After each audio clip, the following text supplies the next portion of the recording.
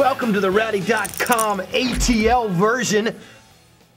The ATL Atlanta NASCAR racing. The Emory Healthcare 500 was last night. I am Buzz Cutler. He's Buck Fever. We're going to talk all about it. Was that guy who was the track announcer? Who was that? What are you talking about? The track announcer talking like that. The guy from WWE. God, he was bad. And what about that national anthem? It was sort of like a cross between A Christmas Carol and some Muzak. It was bizarre. just, it was a really weird pre-race. And coming up next. Anyway, a lot of superstars in our sport are still riding winless streaks. Tony Stewart is not one of them. Came away with the victory. Looked good out there. Last night's Atlanta race. Looked good out there. I mean, you know, when you bring your cheater stuff to the track, I'm not saying he was cheating, but he looked so good. He was just heads and tails above the field.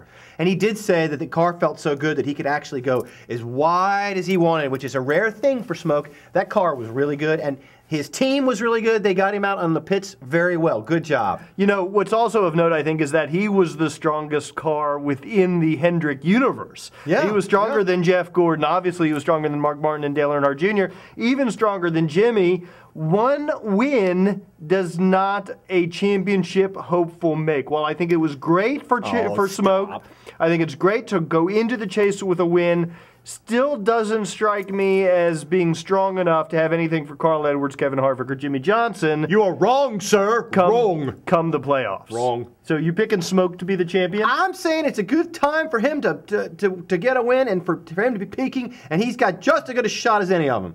Huh. Okay, so you're picking Smoke to be your 2010 champion. No, I'm not.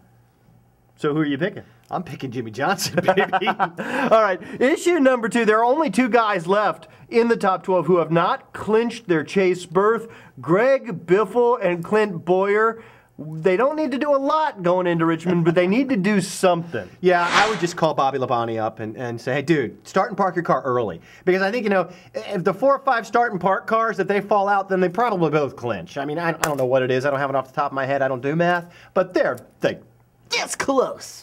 Yeah, I think Richmond's going to be a really important race for Clint Bowyer. It's a track where you would expect him to do well. He's sort of lucked into a top 10 finish at Atlanta. Shane Wilson, as crew chief, as much as acknowledged that they were more lucky than good. So Clint Bowyer, I think, needs to come to Richmond. He needs to make a statement. Yes, he's probably going to play it a little bit conservatively until they clinch that chase spot, but I think he'd be a lot better off by going out and going for the win and saying that, yes, I am capable of winning a race. I am capable of staying on the track with these guys going into the chase. Gosh, I don't know. You know, he ain't going to do that, but...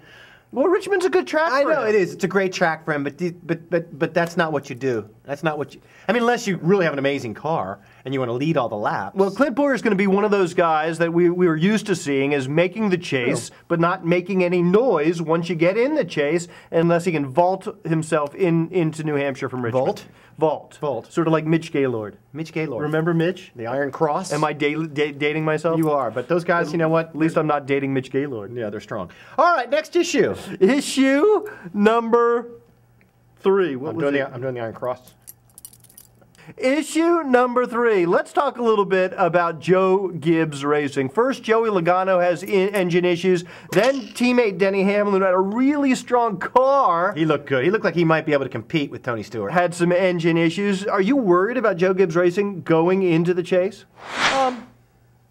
Yeah, I guess so. I mean, look, 2 cars explode, and then Denny Hamlin says that's the best car he's ever had, and then it blows up on him. I mean, you know, I'd be a little concerned, and they haven't looked that great of late. So yes, if I'm Denny Hamlin, I'm saying, oh my God, here we go again with the stuff that bite me in the toe.